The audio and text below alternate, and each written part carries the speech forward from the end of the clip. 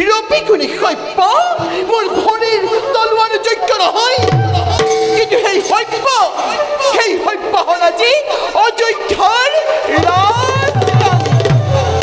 আৰু মই ৰাজভাতাৰ পত্নী মিছা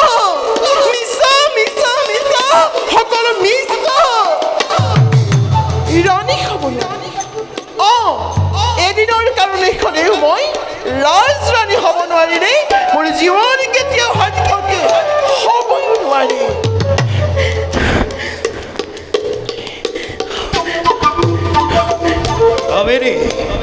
কাবেৰী স্বামী তুমি ৰাজপ্ৰসাদৰ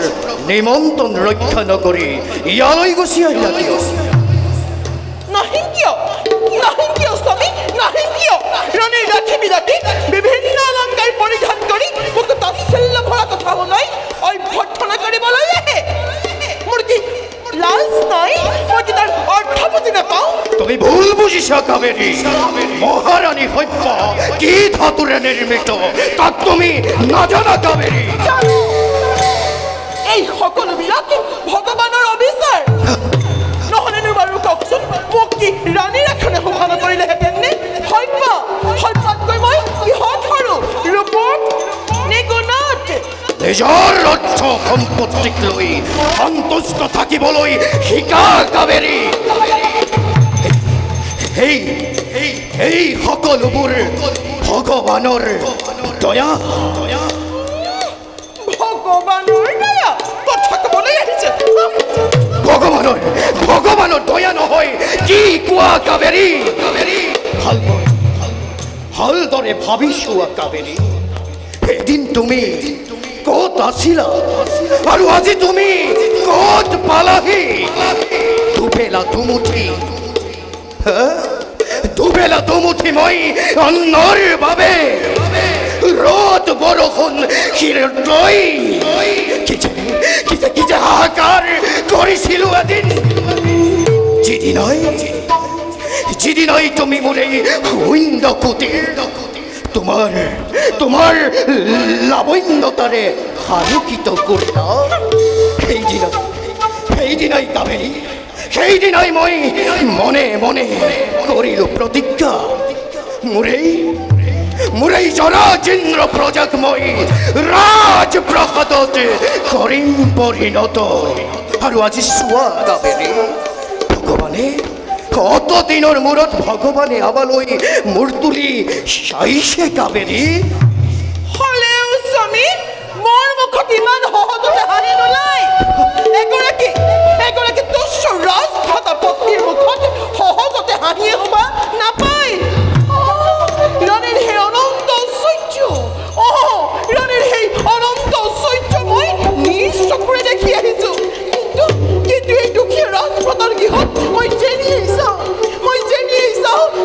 দেখো কেৱল কান্দোনৰ ধ্বনি কিয় স্বামী কিয় দেখো মই কান্দোনৰ ধ্বনি ভগৱান নাৰীৰ কি যে উচ্চাকাংক্ষা কাবেৰী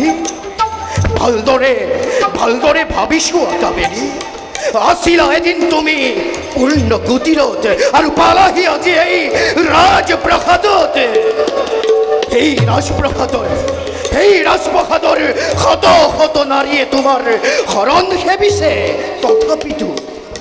তথাপিতো পূৰ্ণ নহল তোমাৰ মনৰ কামনা কোৱা কাবেৰী কি পালে পূৰ্ণ হ'ব তোমাৰ মনৰ কামনা কোৱা কাবেৰী কোৱা ৰাজত্ব মুখেতো ৰাজত্বহে সভা কৰিব আপুনি একো চক্কা কিয় আমি যেন পৰানুগ্ৰহীত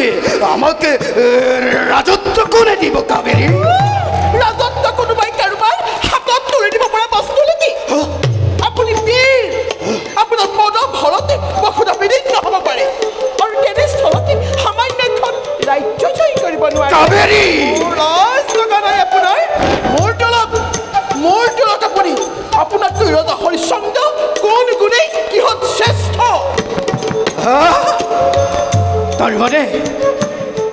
তাৰ মানে তুমি মোৰ ভাতৃ হৰিশ্চন্দ্ৰৰ ওপৰত হস্ত ধাৰণ কৰিবলৈ কৈছা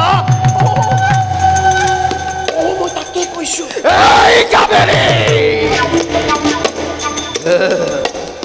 ধন্য ধন্য তোমাৰ সহ্য লিপ্সা ধন্য তোমাৰ উচ্চাকাংক্ষা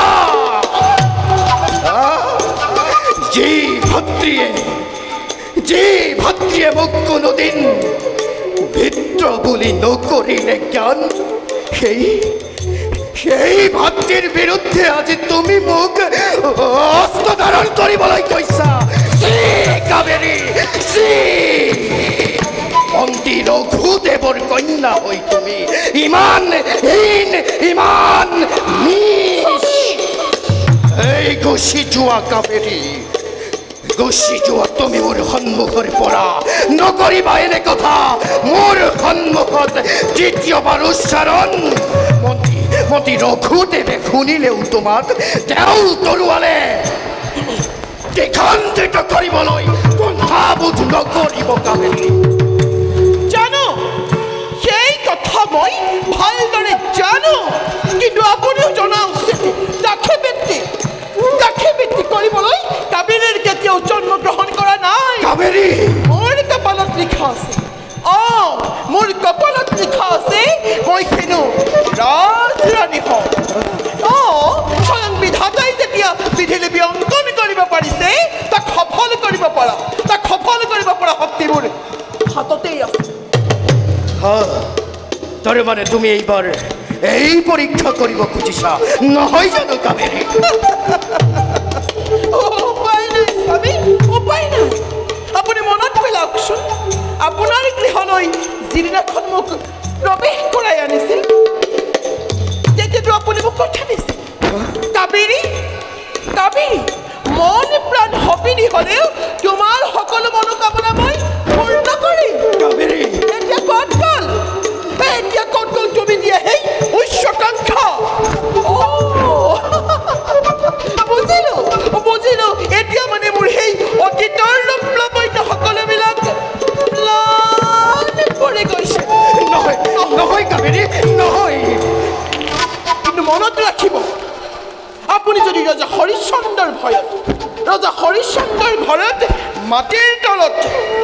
মাটিৰ তলত গাঁত খান্দি সোমাব পাৰে তেন্তে মোৰ স্বাৰ্থ পূৰণ কৰিবৰ বাবে ৰাজৰাণী হ'বৰ বাবে মই কিন্তু ৰণসন্ধি সাজি ওলাম মনত ৰাখিব ৰণসন্ধি সাজি ওলাম মনত ৰাখিব ৰণসন্ধি কাবেৰী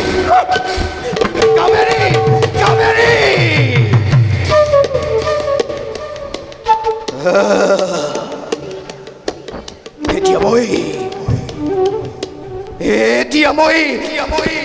কি কৰো এফালে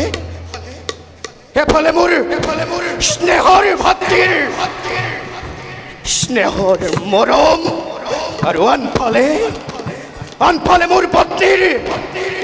ৰাজৰাণী হোৱাৰ প্ৰবল উচ্চাকাংক্ষা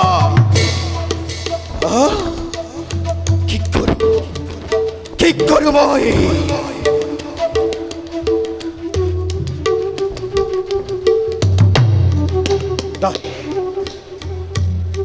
নাই কাবেৰী মোৰ পত্নী স্বামী হিচাপে মই পত্নীৰ মনোকামনা পূৰ্ণ কৰা মোৰ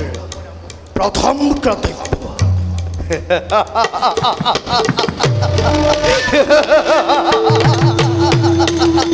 শুনা কাবেৰী শুনা মই তোমাৰ মনৰ কামনা পূৰ্ণ কৰিম কাবেৰী মই তোমাৰ মনৰ কামনা পূৰ্ণ কৰিম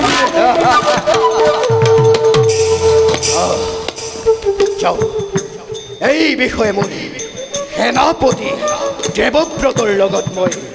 কৰুগৈ আলোচনা।